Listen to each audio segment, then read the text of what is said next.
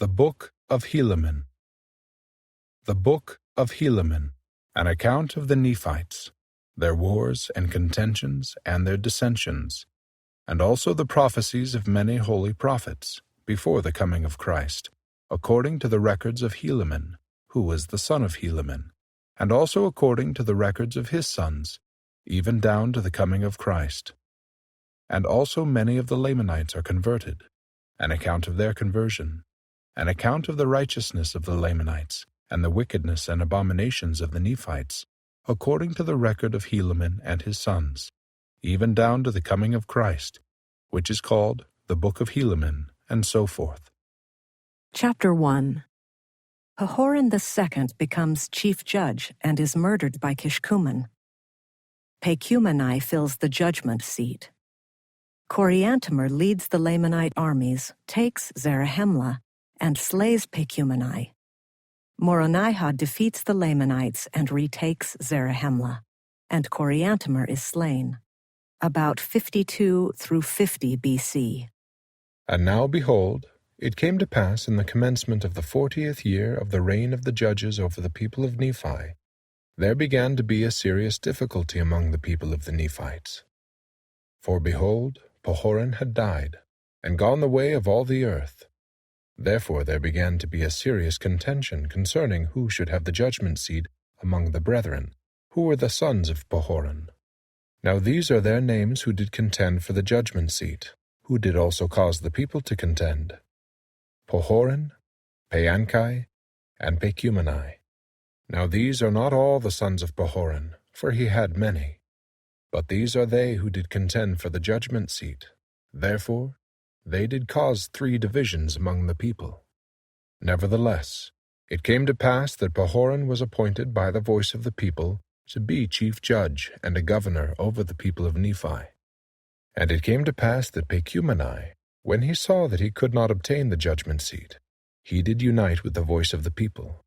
But behold, Paanchi, and that part of the people that were desirous that he should be their governor, was exceedingly wroth. Therefore he was about to flatter away those people to rise up in rebellion against their brethren. And it came to pass, as he was about to do this, behold, he was taken, and was tried according to the voice of the people, and condemned unto death. For he had raised up in rebellion and sought to destroy the liberty of the people.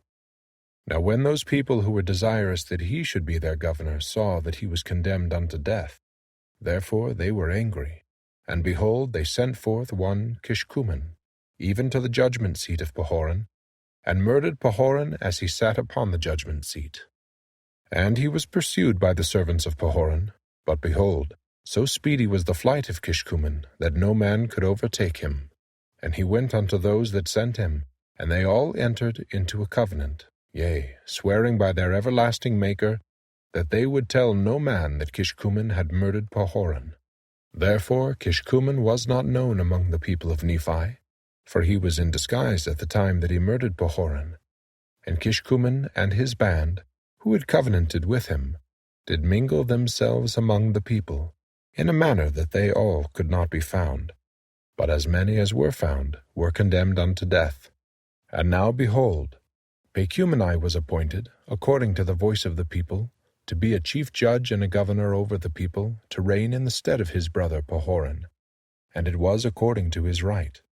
And all this was done in the 40th year of the reign of the judges, and it had an end.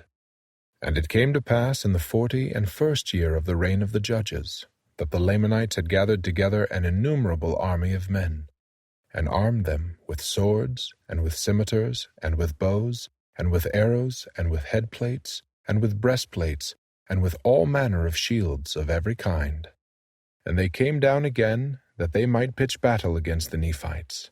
And they were led by a man whose name was Coriantumr, and he was a descendant of Zarahemla, and he was a dissenter from among the Nephites, and he was a large and a mighty man. Therefore the king of the Lamanites, whose name was Tubaloth, who was the son of Ammoron, supposing that Coriantumr, being a mighty man, could stand against the Nephites with his strength, and also with his great wisdom, insomuch that by sending him forth, he should gain power over the Nephites. Therefore he did stir them up to anger, And he did gather together his armies, and he did appoint Coriantumr to be their leader, and did cause that they should march down to the land of Zarahemla to battle against the Nephites.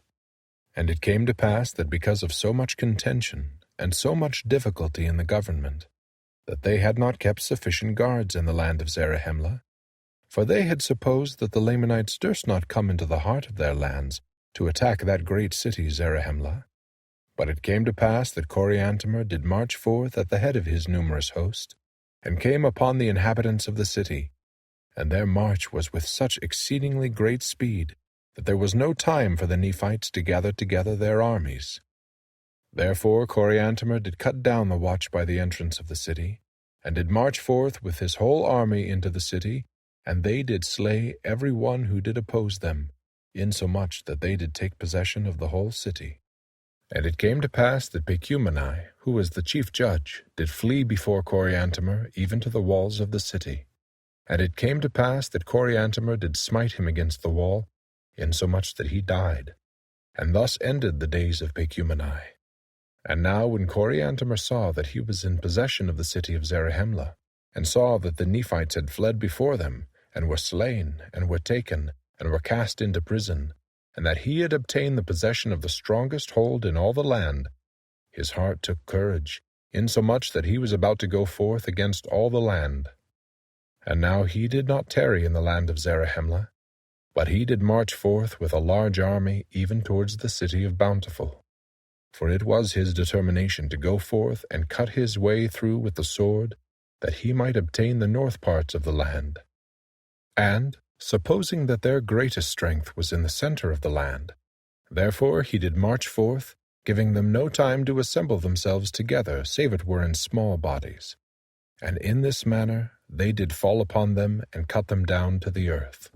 But behold, this march of Coriantumr through the center of the land gave Moronihah great advantage over them, notwithstanding the greatness of the number of the Nephites who were slain.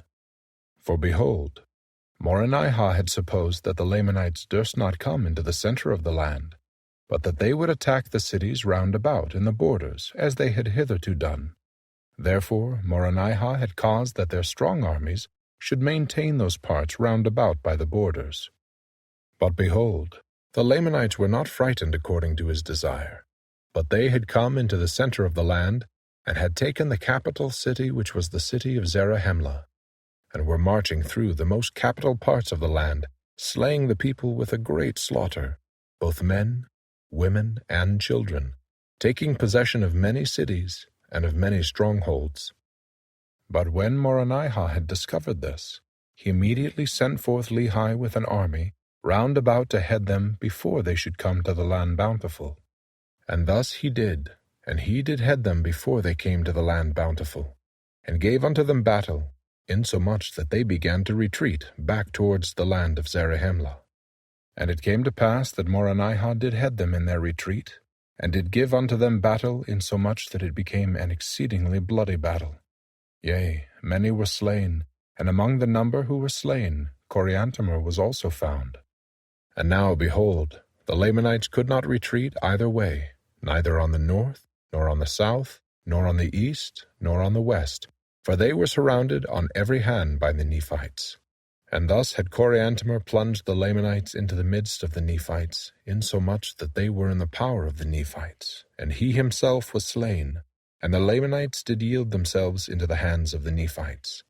And it came to pass that Moronihah took possession of the city of Zarahemla again, and caused that the Lamanites, who had been taken prisoners, should depart out of the land in peace. And thus ended the 41st year of the reign of the judges. Hi, this is Lynn. Thanks for watching my video.